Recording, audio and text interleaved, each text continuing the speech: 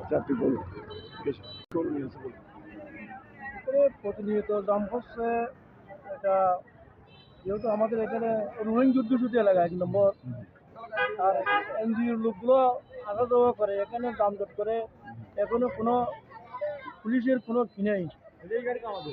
এই পুলিশ পুলিশের সেফটি থাকতো, ট্রাফিক থাকতো, তাহলে আমাদের জন্য ভালো হতো।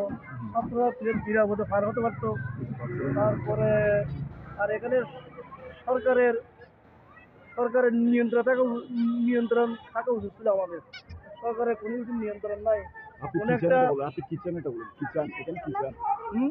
এখানে কি হলে ভালো হবে আপনি বলুন। এখানে একটু যদি আমাদের মহতো যদি একটা একটা যদি কোনো একটা আনসারও যদি এখানে দেয়, তাহলে আমাদের জন্য একটু ছাত্রছাত্রীদের জন্য আমাদের অনেক উপকার হতো, অনেক ভালো হতো। দেখে তো এখানে দরকার একটা আছে। স্পিড আগে দিয়েছিল, এটা ব্যাংকে ফেলেছে।